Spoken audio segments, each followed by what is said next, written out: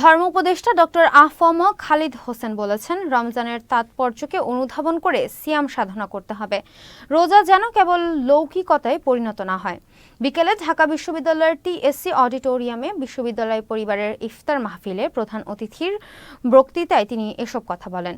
ঢাকা বিশ্ববিদ্যালয়ের আয়োজনে এবং তুর্কি দিয়ানেত ফাউন্ডেশনের পৃষ্ঠপোষকতায় ইফতার মাহফিলের ধর্ম উপদেষ্টা বলেন, আল্লাহর সন্তুষ্টি অর্জনে সিয়াম সাধনার পাশাপাশি সমাজের সম্প্রীতির বার্তা ও ভ্রাতৃত্বের সৌরভ ছড়িয়ে দিতে হবে।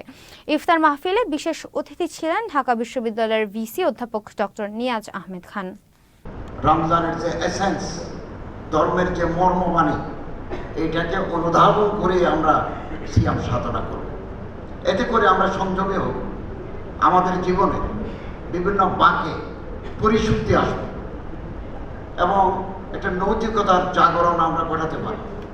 আমাদের মধ্যে যে সুকুমার বৃত্তিগুলো আছে, রমজানের সিয়াম সাধনার মাধ্যমে আমরা এগুলো জাগ্রত করতে পারব এবং আমাদের মধ্যে যে এভিল প্রভেন্সিটিস আছে এগুলোকে আমরা দমিয়ে রাখব এবং এই রমজান মুবারকে পবিত্র মাসে আমরা সম্প্রীতির বার্তা, ভ্রাতৃত্বের সৌরভ আমরা সমাজে ছড়িয়ে দেব।